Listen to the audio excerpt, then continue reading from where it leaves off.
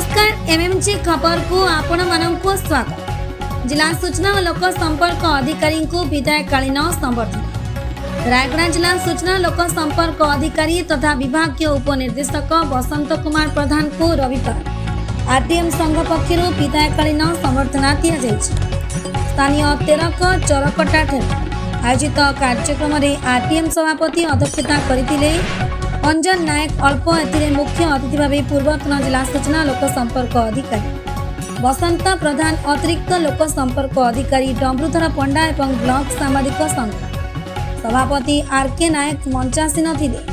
एही अवसर में प्रधान को अतिथि को उपढकन एवं उपहार संबर्धित करा जायतिला। पूर्वतन लोक संपर्क अधिकारी कार्य दक्षता को प्रशंसा करा जायतिला।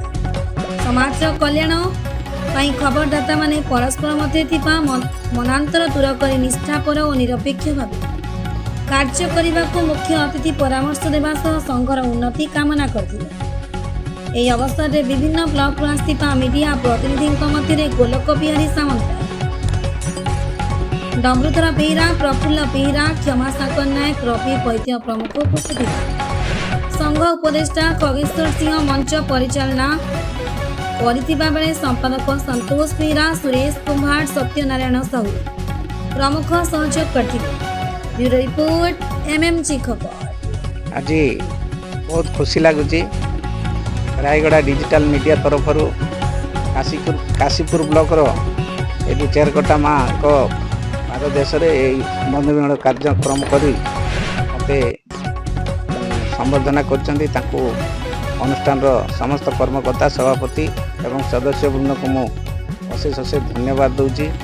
मोर दीर्घ दिन ये जिले में रहा भितर रायगढ़ जिलार समस्त सांबादिक बंधु विशेषकर रायगढ़ डिजिटल मीडिया समस्त कर्मकर्ता अशेष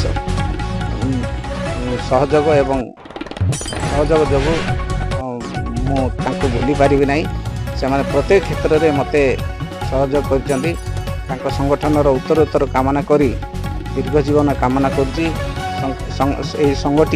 संगठित रहू एवं आगामी दिन में जहाँ भी समस्या रही से समस्या को समाधान करने से कार्यक्रम ग्रहण करते। आगामी जीवन मंगलमय हो। जय जगन्नाथ।